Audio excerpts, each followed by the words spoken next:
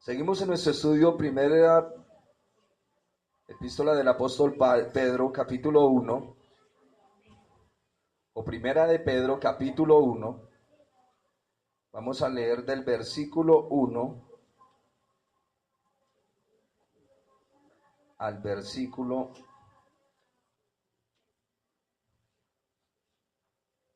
14. Por lo tanto, ustedes van a leer los 7 primeros versículos y yo voy a leer los 7 versículos siguientes. Primera de Pedro, capítulo 1, del versículo 1 al versículo 14. Ustedes leen los 7 primeros versículos y luego yo continúo con la lectura. Por favor, todos ordenadamente. No hay afán, no hay carrera.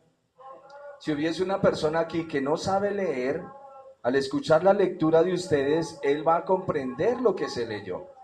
Pero si leemos desordenadamente, no se entenderá qué fue lo que leímos. Comience leyendo el versículo 1. Pedro, apóstol de Jesucristo, a los expatriados de la dispersión en el Ponto, Galacia, Capadocia, Asia y Bitinia, elegidos según la presciencia de Dios, Padre en santificación del Espíritu, para obedecer y ser rociados con la sangre de Jesucristo, gracia y paz os sean multiplicadas. Bendito el Dios y Padre de nuestro Señor Jesucristo, que según su grande misericordia nos hizo renacer para una esperanza viva por la resurrección de Jesucristo de los muertos, para una herencia incorruptible e incontaminada e inmarcesible, reservada en los cielos para vosotros, que sois guardados por el poder de Dios mediante la fe, para alcanzar la salvación que está preparada para ser manifestada en el tiempo postrero, en lo cual vosotros os alegráis, aunque ahora por un poco de tiempo, si es necesario, tengáis que ser afligidos en diversas pruebas, para que sometida a prueba vuestra fe, mucho más preciosa que el oro, el cual, aunque perecedero se prueba con fuego, sea hallada en alabanza, gloria y honra cuando sea manifestado Jesucristo, A quien amáis sin haberle visto, en quien creyendo, aunque ahora no lo veáis, os alegráis con gozo inefable y glorioso, obteniendo el fin de vuestra fe, que es la salvación de vuestras almas. Los profetas que profetizaron de la gracia destinada a vosotros, inquirieron y diligentemente indagaron acerca de esta salvación, escudriñando qué persona y qué tiempo indicaba el Espíritu de Cristo que estaba en ellos, el cual anunciaba de antemano los sufrimientos de Cristo y las glorias que vendrían tras ellos. A esto se les reveló que no para sí mismos, sino para nosotros, administraban las cosas que ahora os son anunciadas por los que os han predicado el Evangelio por el Espíritu Santo enviado del cielo, cosas en las cuales anhelan mirar los ángeles. Por tanto, ceñid los lomos de vuestro entendimiento, sed sobrios, y esperad por completo en la gracia que se os traerá cuando Jesucristo sea manifestado. Como hijos obedientes, no os conforméis a los deseos que antes teníais estando en vuestra ignorancia. Tomen asiento, mis hermanos.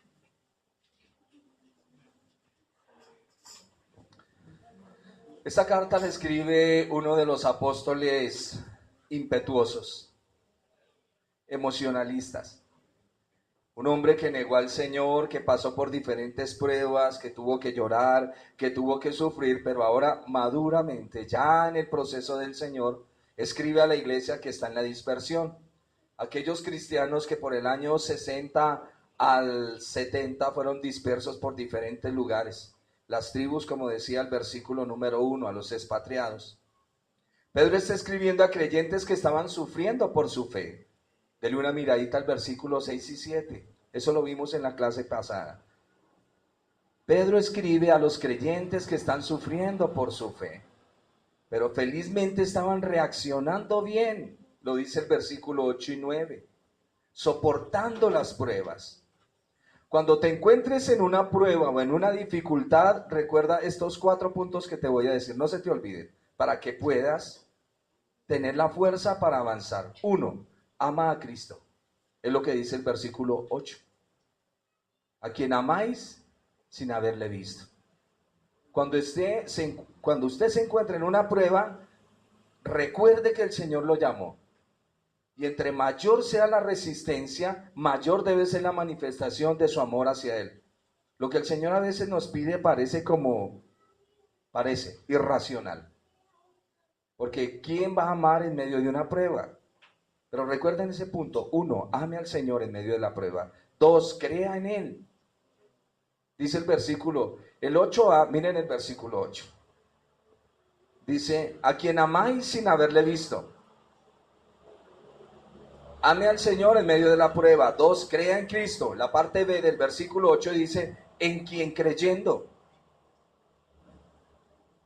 La parte C del versículo 8 dice, os alegráis con gozo inefable y glorioso. O sea, experimente un gozo en medio de la aflicción. Eso lo veíamos en la clase pasada. Y punto número 4, obtenemos la salvación de lo que tenemos. Vuelvo y lo resumo. Cuando usted esté en una prueba, recuerde que Cristo lo amó primero. Amén. Segundo, no dude de lo que el Señor le ha dicho en medio de las pruebas. El Señor nos advierte antes de meternos en el camino de la prueba. Pedro, Satanás te ha pedido para zarandearte como trigo. Pero, ¿qué dice más? Yo he rogado al Padre para que tu fe no falte. Antes de entrar a una prueba, el Señor nos advierte. Ojo con lo que la Escritura nos dice. Muchos decimos la Biblia es la palabra de Dios. Y es la palabra de Dios. Pero nosotros no la tomamos como la palabra de Dios. Nosotros como creyentes debemos estar claros en el caminar con nuestro amado Señor. Claros. Recuerde que el Señor lo ama en medio de la dificultad. Recuerde que el Señor está con usted en medio de la dificultad.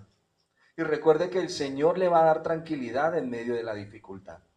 No conozco ningún creyente que no haya pasado por pruebas. Ese es como el eslogan, el lema, el sello del creyente. Una cuarta característica del verdadero creyente es que está seguro en su salvación, es lo que vamos a ver hoy. Quiero que miren el versículo.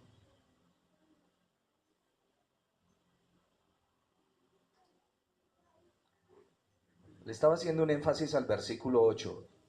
Cada vez que lea el versículo 8 de Primera de Pedro, a quien amáis sin haberle visto, en quien creyendo, aunque ahora no lo veáis, os alegráis con gozo inefable. Esta es la clave de lo que Pedro les está diciendo, de lo que él nos está comunicando, porque él ya vivió esa situación. Pedro no nos enseña algo desde una perspectiva de lo que él escuchó. Las mejores predicaciones se basan en la experiencia que usted tiene. Son las mejores. Cuando tú has estado postrado en un hospital, en una clínica, entiendes a las personas que están en una clínica. Me comentaba el pastor Leonardo sobre su suegro, el hermano Michael, papá de la hermana Wala. Tiene un cáncer terminal, lo tienen en la clínica, va a morir. Y estaba ya en la clínica cuando vio otro hombre quejándose. Él no sabía quién era. Y comenzó a hablarle, este enfermo con sus dolores, pero que cree en Cristo, le dijo, oye, tienes que conocer a Cristo. Y comenzó a predicarle de Cristo. Y como duraron muchos días en la habitación, el hombre hizo su decisión por el Señor, creyó en el Señor. Y luego cuando vino la visita del domingo, llegó su esposa. Y cuando lo vio a su esposo, no al hermano Michael, sino al hombre que le estaban dando la palabra, se puso a llorar junto con su hija. Dijo, este hombre era terrible, se burlaba del evangelio, nunca creía, yo soy cristiana, mi hija también. Lágrimas derramamos delante del Señor, pero no puedo entender qué fue lo que el Señor hizo. Pues que había un hombre que creía en Dios, en la otra cama muriendo, pero su prueba no le impedía hablar de su Señor. Porque el creyente es preparado en esta vida para encontrarse con su Dios. No hay cosa más terrible que un creyente sin esperanza. Eso es lo más terrible, por eso es que hay veces no encontramos el foco.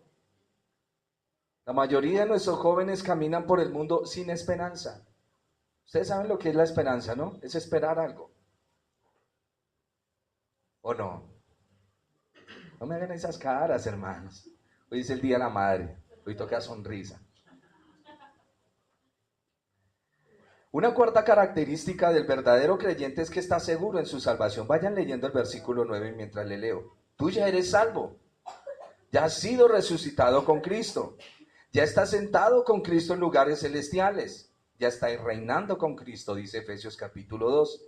Sin embargo, para animarles más, Pedro se detiene para describir algo más de la salvación y lo hace porque ya ha mencionado esta palabra 2 veces, en el versículo 5 y ahora en el versículo 9. ¿Qué es la salvación? ¿De dónde viene la salvación? ¿Cómo escuchamos acerca de la salvación?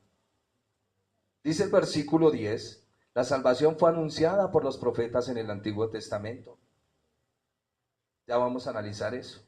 También dice que la salvación tuvo que ver con los sufrimientos de Cristo, versículo 11. Y la salvación fue predicada por evangelistas llenos del Espíritu Santo. Es una salvación muy grande. Vamos al primer punto. La salvación se debe a la gracia de Dios. ¿Qué es la gracia? Un regalo inmerecido. ¿Qué es un regalo inmerecido?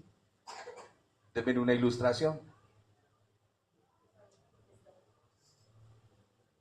El término es bonito, pero ¿qué es un regalo inmerecido?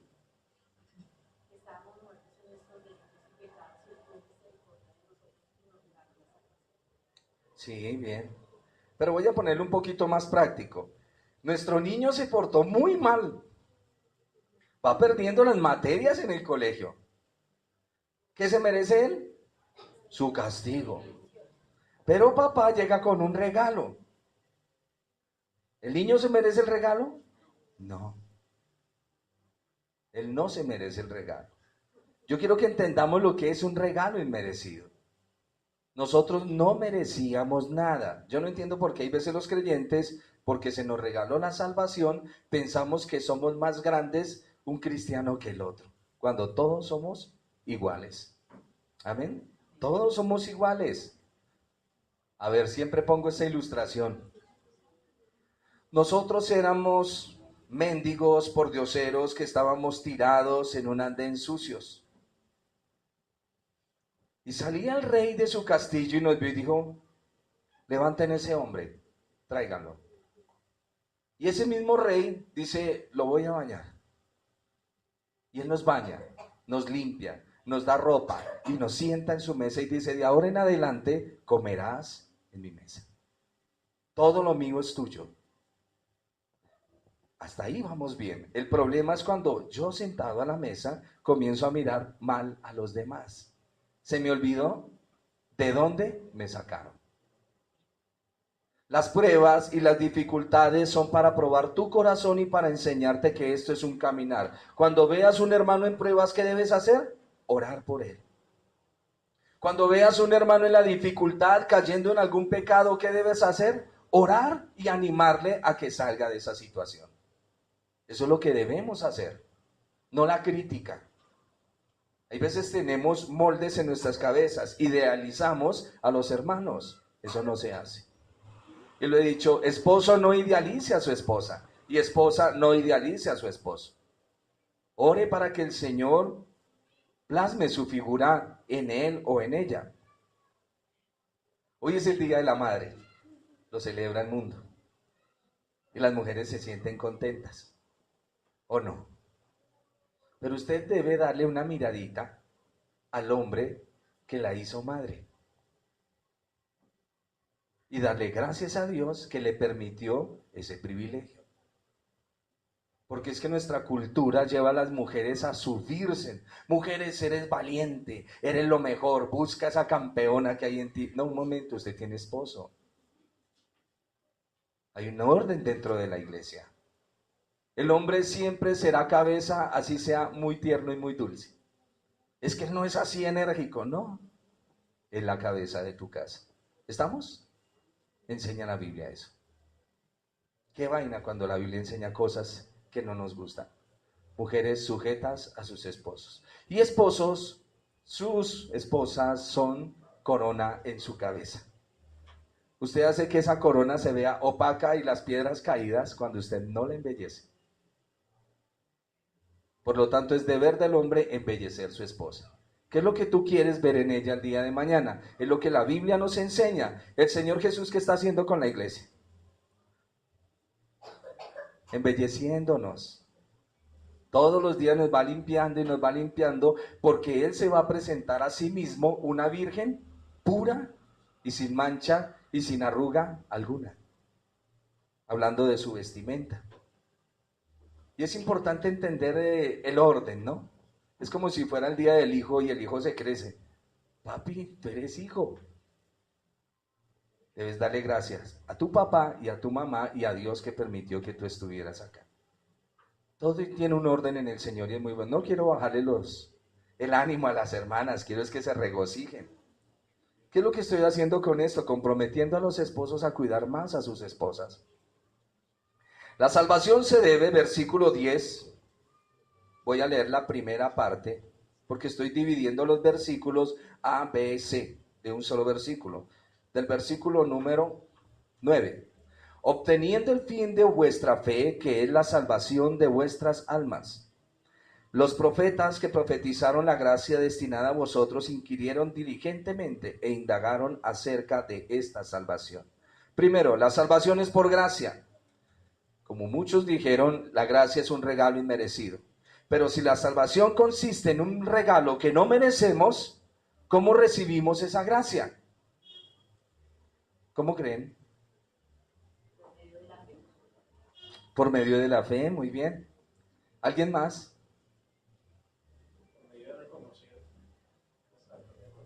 Sí, señor. ¿Alguien más? Sí, es un regalo. Meditando en la palabra, bien. Con gozo, hermano, con gozo. Sí, señor. La Biblia indica claramente que es por fe, por medio del Espíritu Santo. La fe es simplemente la acción de extender la mano abierta hacia Dios para recibir su tremendo regalo de salvación. El Señor se para y dice, estira la mano. Y si Él no puede, pues a la orden de Dios, ¿qué tiene que hacer? Estirar la mano y recibirla. Si Dios no le dice, estire la mano, o como cuando usted va a dar algo, abra la mano. La orden suya hace que se activen las cosas. Y el Señor le dice, abre la mano que te voy a dar algo. Es una similitud, es un ejemplo. Y así hace el Señor con nosotros. Hace que extendamos la mano y nos regala la salvación. Es por gracia. La salvación costó mucho. Les estoy dando partecitas de lo que es la salvación. Para nosotros la salvación es un regalo, no nos cuesta nada. Amén. Qué lindo. Pero a Dios sí le costó. La salvación no es algo que se cree, y si no Dios la hubiera creado. La salvación es algo que se compra. ¿Qué precio pagó Dios para comprar este tremendo regalo de la salvación? Miren el versículo 18. Y aquí Pedro declara que no hemos sido comprados con oro y plata, pues si fuera con eso Dios es poderoso para llenar esta tierra de oro y plata. ¿Lo puedes leer, versículo 18? Gracias. Sabiendo que fuisteis rescatados de vuestra vana manera de vivir, la cual recibisteis de vuestros padres, no con cosas corruptibles como oro y plata, 19. sino con la sangre preciosa de Cristo como de un cordero sin mancha y sin contaminación. Amén. Tu salvación es gratis, pero alguien tuvo que pagar por nuestra salvación. Amén. Por lo tanto, no es tan gratis. El Señor Jesús pagó y pagó con su preciosa sangre. Es lo que Pedro nos está recordando en este momento. Y podemos relacionar estos dos versículos que acabo de leer la hermana con el versículo 11. Alguien que me lea el versículo 11. Escudriña. Escudriñando qué persona y qué tiempo indicaba el Espíritu de Cristo que estaba en ellos, el cual anunciaba de antemano los sufrimientos de Cristo y las glorias que vendría a traer. Amén. No entiendo por qué los fariseos, o sí lo entiendo, los fariseos nunca leyeron la Biblia para entender lo que el Espíritu Santo estaba enseñando desde el Antiguo con respecto a los sufrimientos de Cristo. Eso ya estaba en Isaías. Ellos esperaban un Mesías guerrero que viniera a libertarlos de la esclavitud que tenían con Roma y que destruyera Roma y él llegara como Salvador. Pero aquí Pedro está diciendo que los profetas ya habían dicho. Si usted lee Isaías 53, habla del siervo sufriente. Los fariseos se dedicaron a sacar sus confesiones de fe llamadas el Talmud y nunca leyeron la Biblia. Y tenían ordenanzas para ciertas cosas, pero no se preocuparon por leer la Escritura. Y dice la Escritura que estos hombres, los profetas que profetizaron, versículo 10, de la gracia destinada a nosotros, inquirieron diligentemente e indagaron de esta salvación, escudriñando qué persona y qué tiempo indicaba el Espíritu de Cristo. Si tú lees Daniel, te vas a dar cuenta que el Señor también le dice a Daniel los sufrimientos del Mesías. Daniel habla de en qué tiempo va a venir el Mesías. El salmista David también habla de ese Mesías sufriente. Toda la Escritura hablaba de ese Mesías que vendría y sufriría en el madero. Podemos relacionar lo que leemos con Primera de Pedro, versículo 11, en el capítulo 1. Él fue a la cruz, soportó tremendo dolor, no solo el dolor físico y emocional de cargar con todo el pecado del mundo y ser abandonado por el Padre mientras él llevaba la ira de Dios contra tanta maldad. A mí me enseñaron que cuando yo andaba en el pecado, el diablo tenía derecho sobre mí. Y que como el diablo tenía derecho sobre mí, el diablo iba a reclamar para enviarme al infierno. No, eso es falso. Dios mismo que envió la ley es el mismo que me juzga. El diablo no tiene ningún derecho a juzgarme. Si es un ser caído, si es un ser que anda en pecado. ¿Me están entendiendo? ¿Estoy muy complicado? Si no entiende algo, levante la mano y con gusto vuelvo y le explico. Los profetas hablaron de estas cosas. Todo hombre que escribía en el Antiguo Testamento concerniente al Señor era llamado profeta. La salvación, versículo 12, fue anunciada. Habiendo comprado el regalo inmerecido de la salvación, Dios Padre se encargó que el Evangelio sea predicado. Llama y envía predicadores para que lleven el mensaje. Estoy en el versículo 12. Voy a hacer el resumen desde el 8 que arrancamos. A quien amáis sin haberle visto, tú debes amar a Cristo en medio de tus problemas. En quien creyendo no olvides que la fe es el vehículo que te lleva a esperar. Aunque ahora no lo veáis, eso es la esperanza, os alegráis con gozo inefable y glorioso, obteniendo el fin de vuestra fe, que es la salvación de vuestras almas. Los profetas profetizaron de la gracia destinada a vosotros. Inquirieron diligentemente e indagaron acerca de esta salvación. ¿Qué es lo que está diciendo? Estos hombres, cuando se les dio la profecía, se les dijo, vendrá un Mesías sufriente y va a venir en un tiempo. Y ellos comenzaron a estudiar la Escritura, a mirar en qué tiempo era que iba a llegar el Mesías. Ellos no se ocuparon tanto a mirar cuál era el sufrimiento, ni cómo se llamaba el Mesías. Ellos indagaban en qué tiempo era. Por eso dice, los profetas profetizaron de la gracia destinada a vosotros, inquirieron y diligentemente indagaron acerca de esta salvación, escudriñando qué persona y qué tiempo indicaba el Espíritu de Cristo que estaba en ellos, el cual anunciaba de antemano los sufrimientos de Cristo y las glorias que vendrían con él. A esto se les reveló que no para sí mismos. A ver, ¿Qué fue lo que les dijo el Señor? Muchachos, escriban esto acerca del Salvador que vendrá al mundo. Pero no es para su tiempo, es un tiempo hacia el futuro. Pero ellos no quedaron tranquilos con eso. Comenzaron a indagar y a escudriñar qué persona es, en qué tiempo es, y por eso estos hombres se ocuparon en la escritura. ¿Por qué Pedro nos está diciendo esto? Porque nos va a decir, en medio de las pruebas que ustedes van atravesando, escudriñen la Biblia. Porque a medida que escudriñan la Biblia, como nos decía la hermana, su corazón se va fortaleciendo, su alma se va fortaleciendo. Es algo que no lo entendemos, pero sucede. A medida que tú lees una parte de la escritura, Dios comienza una limpieza. Es algo que no entendemos. No lo entendemos, pero viene la limpieza de parte del Señor.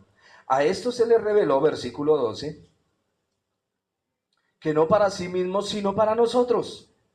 Administraban las cosas que ahora os son anunciadas por los que os han predicado el Evangelio por el Espíritu Santo enviado del cielo. ¿Cómo se ve de fácil esto? Pero la verdad es que cada vez que tú vas a predicarle el Evangelio a alguien, el Espíritu Santo está contigo, con poder.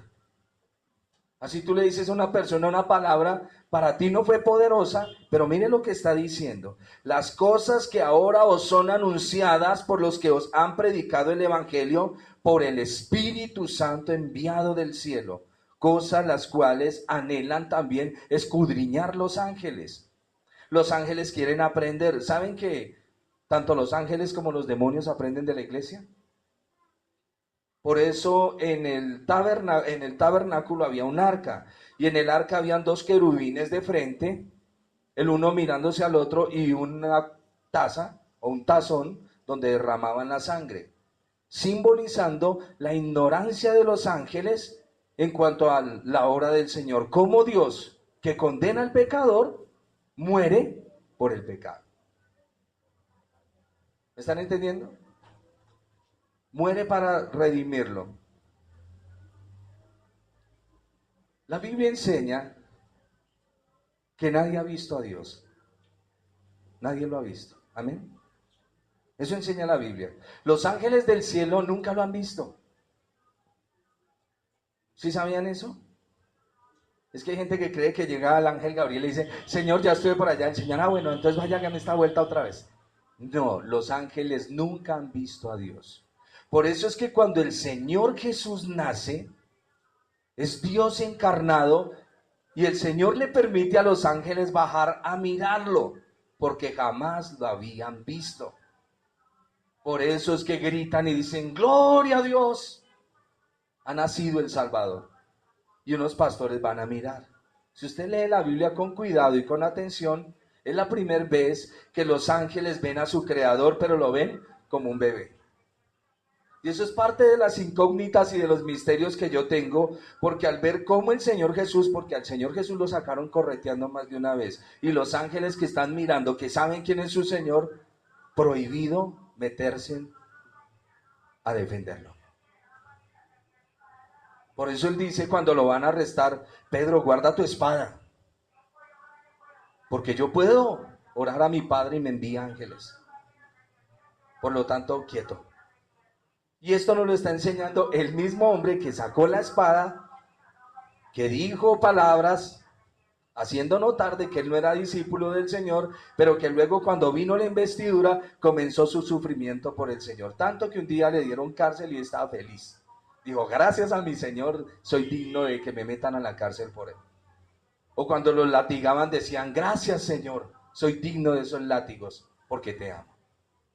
Él entendió todo el proceso de la salvación. Por eso ahorita nos escribe esta carta y nos dice, tengan ánimo. No se debiliten en medio de las luchas y las dificultades, porque yo negué al Señor, pero el Señor fue tan bueno que me permitió volver. ¿O no fue así? Así fue. Por lo tanto, usted en medio de sus debilidades, no se debilite. Confíe en el Señor y fortalezcase en el Señor. La salvación conduce a la gloria venidera. Y aquí voy a una parte práctica. Cuando usted está en dificultades, en pruebas, no debe desanimarse, aunque es parte de su vida el desánimo. ¿Quién se alegra con una enfermedad? Bueno, de pronto en nuestro cuerpo lo soportamos. ¿Quién se alegra cuando ve un hijo enfermo?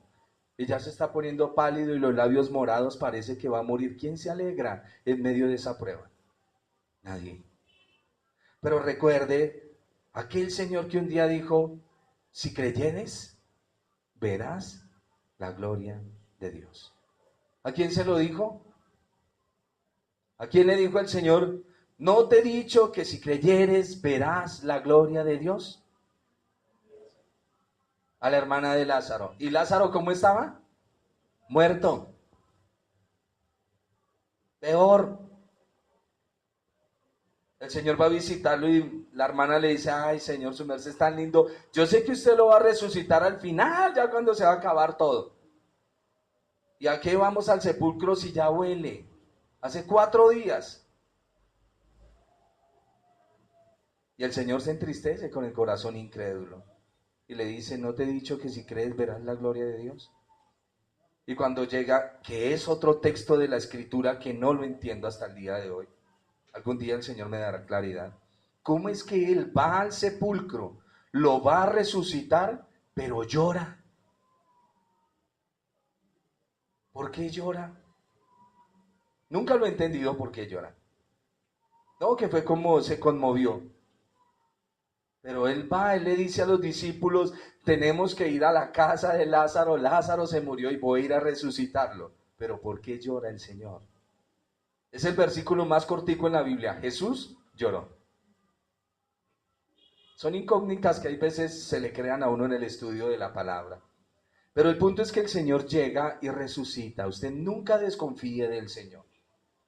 Nunca desconfíe en medio de las pruebas, en medio de las crisis, en medio de la dificultad.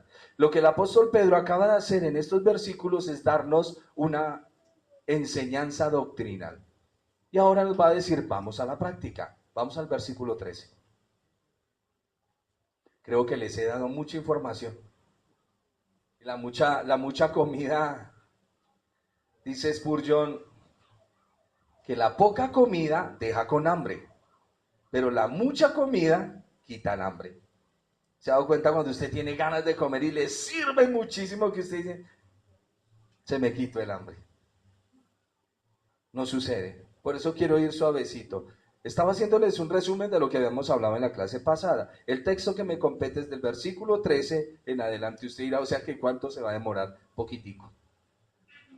Tranquilos.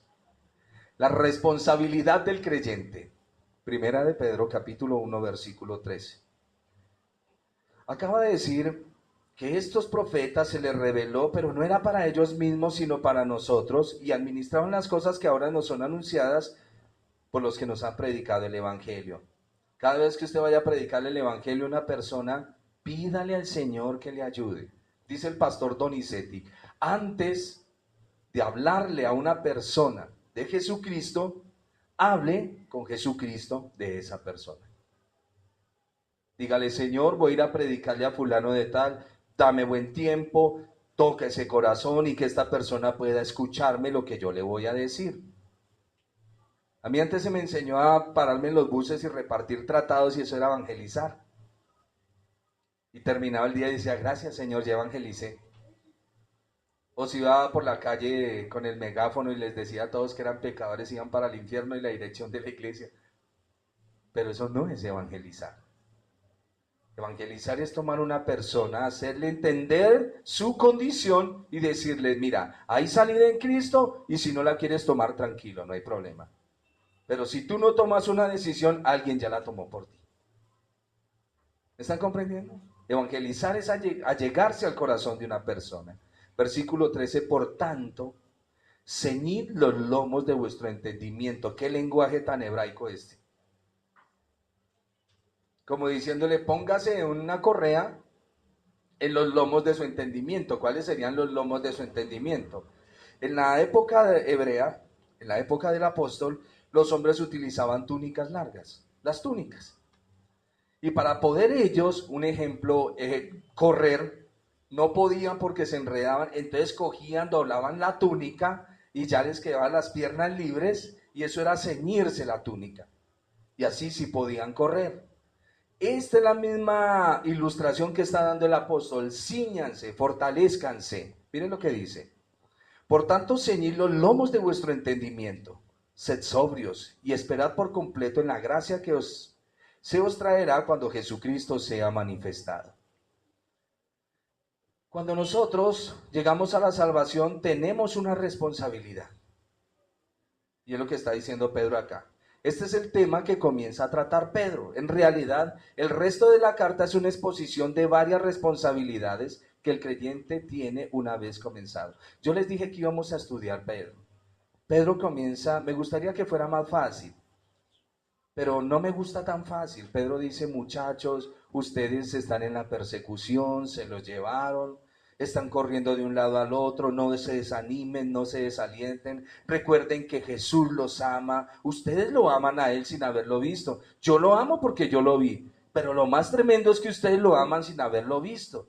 Por lo tanto, en medio de estas tribulaciones que van teniendo, no se desanimen.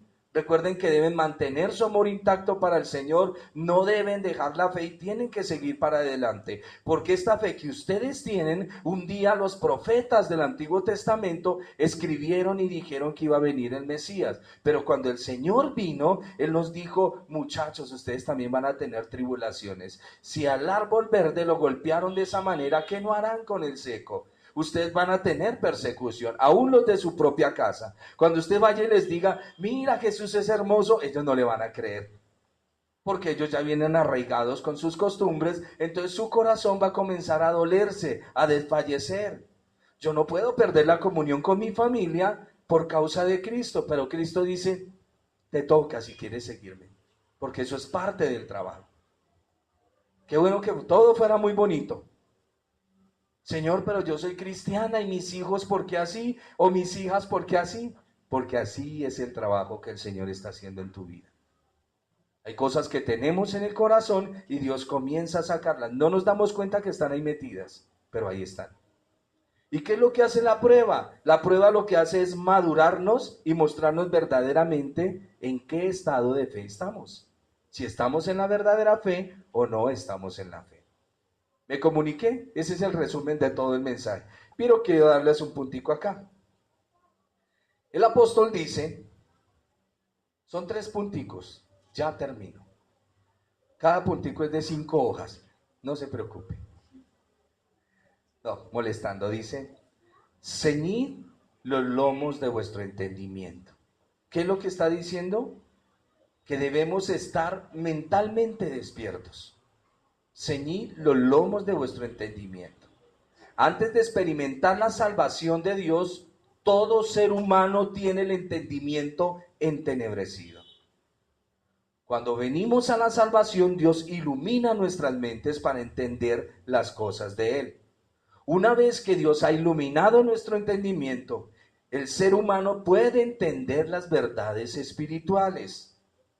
Teniendo la mente iluminada por el Espíritu Santo, el creyente puede mantener su mente despierta. Por eso dice Pedro, tengan su mente entrenada en la palabra. Si los profetas tuvieron la mente entrenada y no le dieron lugar al ocio, si los ángeles desde el cielo anhelan mirar, anhelan estudiar, anhelan escudriñar, era el punto que les iba a decir. Cada vez que usted está caminando con el Señor y usted comete algo mal, los ángeles no lo pueden criticar, sino que no entienden qué sucede.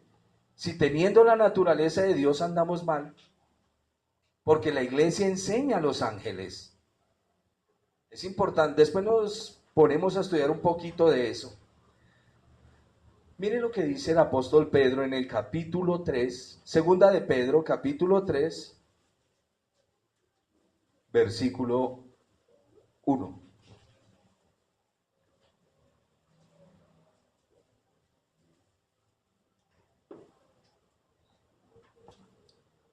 Y aquí esta carta de Pedro, queridas hermanas, Pedro las va a entrenar para que sean mujeres poderosas en Dios. Porque los hombres ya tienen poder en Dios. ¿Me están entendiendo? Él va a tomar una parte ahorita más adelante y va a hablar sobre los esposos. Y también va a hablar sobre las esposas. Y pone semejante ejemplo que es la señora Sara. Y de ahí vamos a aprender muchísimas cosas. ¿Qué dice segunda de Pedro capítulo 3 versículo 1? Esta es ya, queridos, la segunda carta que les escribo.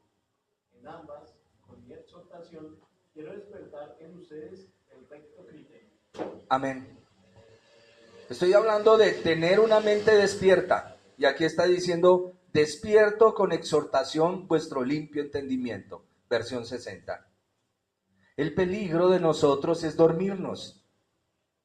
¿Cuántas veces no hemos estado caminando con el Señor y decimos, sí, vamos a caminar con el Señor, pero viene el enemigo y nos duerme? Y pasó 1, 2, 3 años y volvemos y nos despertamos.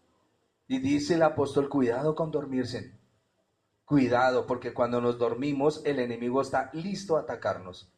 Por eso es que vienen las pruebas, y cuando vienen muchas pruebas, muchos cristianos se van al piso. Porque ignoran que el león anda dando vueltas, rugiendo y mirando a quién devorar. Cuando usted entra a la iglesia y ora, no se les olvide, usted está atacándolo directamente a él.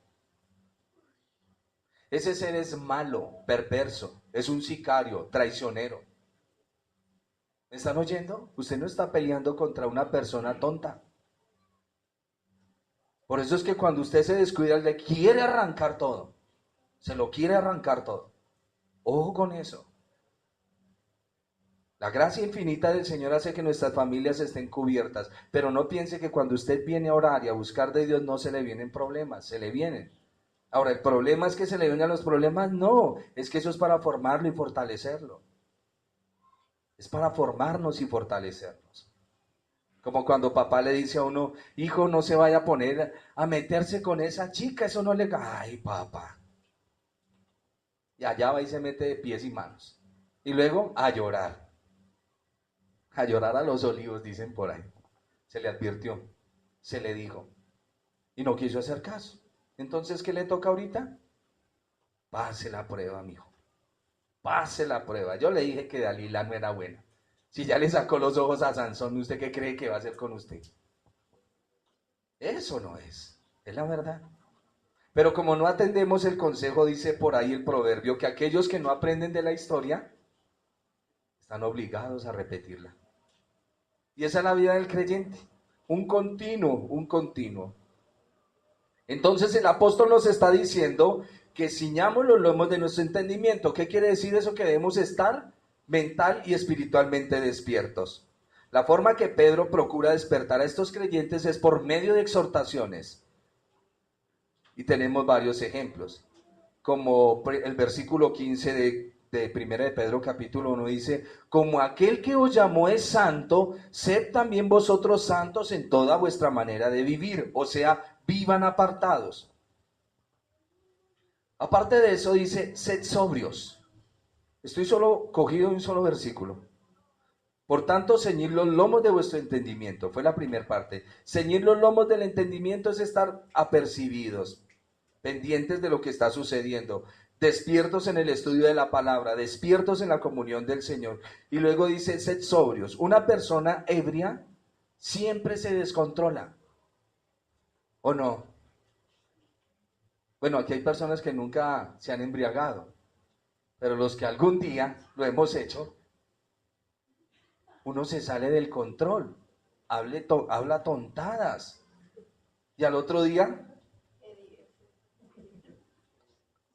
porque la verdad, por eso se llama ebriedad, y aquí dice, sed sobrios. Una persona ebria está descontrolada. Una persona sobria es una persona controlada, equilibrada en toda su forma de comportarse. Decía por allá el argumento de Sigmund Freud que los borrachos, los niños y los locos siempre dicen la verdad. Pero esto tiene que ver es más con la parte del psicoanálisis, que hay personas que no dicen las cosas dentro de las características de sus 5 sentidos y necesitan por medio de la ebriedad, pero entonces ya va contaminado con otras cosas. Por lo tanto, el Señor dice, sed sobrios. Cuando usted tenga que decirle algo a alguien, dígaselo, pero por favor acomode las palabras.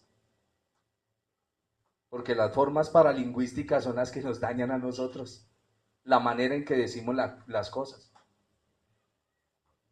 ¿cierto? Como cuando uno le dice a uno payaso. La forma en que se lo dice. ¿Y qué es un payaso? Es una persona que trabaja en su oficio circense, en un circo. Eso es un payaso. Pero hay veces nosotros decimos palabras. Usted puede decir palabras con lo que denominamos sarcasmo. Ojo con eso. No sea sarcástico. Si no le gusta algo, dígale, mira, no me gusta esto. ¿Cuál es el problema si tú dices la verdad? El sarcasmo es, sí, le creo harto yo. Eso es sarcasmo. ¿Para qué dice eso? Son palabras que no edifican. Sigamos. Por eso debemos ser personas equilibradas y sobrias. La Biblia indica que antes de conocer al Señor estábamos moralmente desviados. Pedro hace referencia a esto en el versículo 14 del capítulo 1 que estamos leyendo. Hacían simplemente lo que sus cuerpos y mentes les pedían. Esto dio lugar a una vida totalmente descontrolada. Leía un autor que decía, tenemos que ser sobrios. Usted no puede probar un vino. Eso no enseña la Biblia. Eso no enseña la Biblia. El problema son nuestros excesos y desórdenes. Vamos al glotón. Él cree que si se come media librita de carne, no está bien. Pero si se come la res completa, ¡ah, qué satisfacción! Igual al que toma vino. Para él, si se toma un vino, no está bien. Toca tomar y tomar hasta que pierda el control. ¿Qué cosa? Esas son las mañas que tenemos. Y así en diferentes áreas cada uno tenemos eso y debemos pedirles al Señor que nos ayude en esas áreas. ¿Estamos entendiendo? Mis hermanos, si encuentran personas ebrias que son groseras con ustedes, no se metan en esa necedad. Déjelo. Veía ayer una noticia de un tipo que iba en un carro y golpeó a una señora por allá en el norte, pero que en la noche anterior por ahí le había dado cuchillo a otra persona todo ebrio. Y así a veces sucede, hay veces uno por la calle y un ebrio comienza a buscarle uno, no le ponga cuidado a eso, no caiga en esa necedad. No caiga en esa necedad. Hay gente que se pone a responderle a estos ebrios, ellos no están en sus 5 sentidos. ¿Me están comprendiendo el punto? Esto para la salud espiritual de cada uno de nosotros. Y el apóstol Pedro nos dice y nos invita, dice, si el Dios que los rescató a ustedes es santo, procuren, pídanle al Espíritu del Señor que ustedes puedan también ser santos. Y termino con la última parte del versículo 13. Y esperad por completo en la gracia que se os traerá cuando Jesucristo sea manifestado. Me gusta en las enseñanzas, me fascina, coger un versículo y desglosarlo, desmenuzarlo. Sino que hay veces por la premura del tiempo, si me dedico a eso, terminaríamos, Pedro, en el año 2020. Por eso prefiero cogerlos a grosso modo y que nosotros podamos ir mirando e interpretando la escritura. Pero hoy me detuve en solo 2 versículos nomás para que los analizáramos. Vuelvo y les hago el resumen. Cuando se hallen en diferentes pruebas, en dificultades, diga, Señor, yo sé que esto es para que tú me ayudes. Siempre les recomiendo a las personas que estudian conmigo, escriban en un papel como si fuera un diario. No le diga querido diario, pero escriban. Hoy estoy en esta situación tan difícil con mi esposo, con mis hijos, no quieren cambiar, en la iglesia me hicieron mala cara, el tinto tenía sal, todas esas circunstancias que para usted son un complique. Escríbalas, escríbalas, de verdad créanme. Cuando usted escribe por las dificultades que está pasando y el Señor lo saca en victoria, por favor escriba. El Señor me respondió de esta manera. Le estaba pidiendo A, pero Él me dio B, pero esa fue la respuesta. No sé por qué Dios me respondió así, pero Él me respondió. ¿Para qué es esto? Para que el día de mañana, cuando se encuentre en una prueba, ahí está. Si el Señor ya lo sacó de una, ¿no lo saca de la otra? Porque siempre perdemos la esperanza. Siempre perdemos la esperanza. Parece como paradójico lo que estoy diciendo. Pero nunca la pierda. El Señor dijo, no te dejaré ni te desampararé. ¿Usted cree que esos hijos rebeldes Dios los va a cambiar? Y los otros no creen. Perdieron la esperanza. ¿O no la hemos perdido? No, porque la escritura sigue. ¿Cuántos creemos que Dios puede cambiar las circunstancias? Los corazones de los hombres. Todo. Dios cambia todo. Dios puede hacer que su esposo esté aquí metido de rodillas orando. Pero ¿qué tal si tú no tienes un corazón transformado para aceptar la vida espiritual de él? Hay hombres que dicen, Señor, transforma a esta que fue mi compañera. Y siempre mi pregunta es, ¿y si la transforma y usted con ese comportamiento a dónde la lleva otra vez? ¿Al abismo? ¿De qué te sirve? Sigo siendo intolerante, malgeniado. ¿De qué te sirve? Comienza tu trabajo en tu vida. ¿Qué haces tú cuando estás en medio de las pruebas? ¿Maldices? ¿Reniegas? Aún en la economía. Que Dios me decía un hermano, yo no volví a dar ofrendas en la iglesia, yo tengo una situación difícil y a mí y le dije, tranquilo, yo no tengo ningún problema con eso. No tengo ningún problema. Si no quiere, no lo haga. El problema no es para mí, es para usted, porque usted no ha entendido. Eso es como cuando un hermano viene y me dice, hermano, ¿sabe qué? Yo perdí la fe y yo ya no quiero orar. Ese no es mi problema. Si usted no quiere orar, ¿de quién es el problema? Suyo. Ese es su problema, no mío. Yo solo enseño lo que la Biblia dice, yo no puedo obligar a la gente a cambiar. Amén. Cuando hablo de las ofrendas, hablo de la ofrenda de su vida, de su corazón para el Señor, no hablo de otra cosa. Porque casi siempre cuando se habla de ofrendas, todos lo relacionan con plata. Hay gente que tiene unas ofrendas lindas, pero se han cerrado al Señor, se cierran.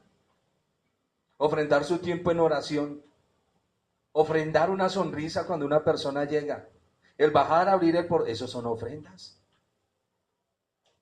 Pero siempre me toca bajar a mí a abrir ese, entonces no lo hagas, siéntate, estate tranquilo, porque eso no es ofrenda para el Señor, eso es mal olor, eso no es fragancia. Todo lo que hagamos, hacerlo de corazón como para el Señor. ¿Me están entendiendo? Hoy el tema fueron las pruebas. En medio de las pruebas, tenga su mente lúcida, ore al Señor, lea la palabra y pídale dirección. Termino el versículo y dice, esperad por completo en la gracia que se os traerá cuando Jesucristo sea manifestado.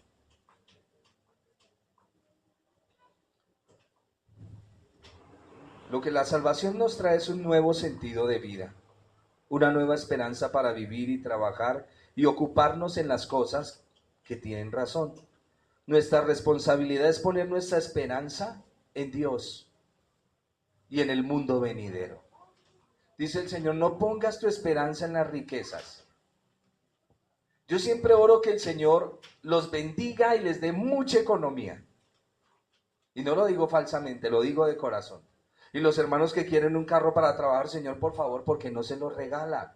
Y el que quiere una casa y el que quiere el negocio. Hay veces, cuando es para mi propia vida, entonces como que me quedo quieto. Porque ya me acostumbré como a presupuestar. Pero cuando es para las personas, sí quiero que lo obtengan, Señor, ayúdalos. Porque eso es una bendición. Eso es una bendición para su vida, para su hogar, para la iglesia. Yo nunca pido una bendición para que usted se destruya. Jamás. Pero sí me gusta verlos tranquilos, sus hijos bañaditos, bien vestiditos. Eso es bonito.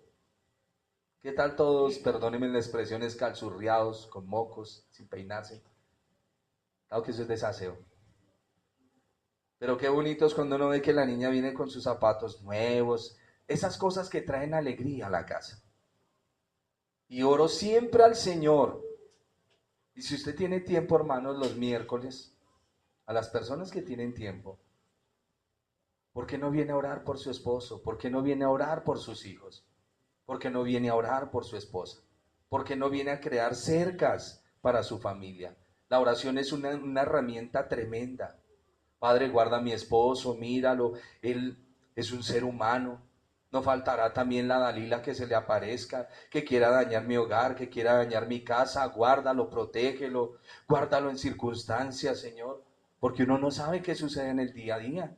Siempre debemos ser gente que está en comunión con Dios, despiertos en el Señor. Mis hijos, mi trabajo, Padre. Hay cristianos que cuando comienzan a despedir gente de las empresas, Él se incluye. Están echando gente. Ya se incluyó. Se incluyó. Y el jefe ni siquiera pensaba en sacarlo a él porque el Señor le dijo, me lo deja ahí. Pero él comienza a angustiarse, a torturar. ¿Quién le dijo que lo iban a sacar a usted? Y casi siempre, no es actitud positiva, es creer en Dios. Y si una puerta se cierra aquí, otra se abre allí. Él es el Señor, es nuestro Dios. Vuelvo y le repito el tema, el texto. No te dejaré ni te desampararé. Repítalo, por favor. El Señor dice, no te dejaré ni te desampararé. Amén. No te dejaré ni te desampararé. Por dura que sea la crisis, el Señor está con nosotros. Pongámonos en pie, vamos a orar. Y si usted está atravesando por alguna situación difícil, vamos a orar en este momento. No para que el Señor lo saque rápido, sino para que le dé la fuerza para seguir adelante y salga en victoria, bien como el Señor quiere, amén. Porque siempre queremos comidas rápidas. Señor, te pedí esto ya. No, tiene que nuestro corazón ser formado en el proceso.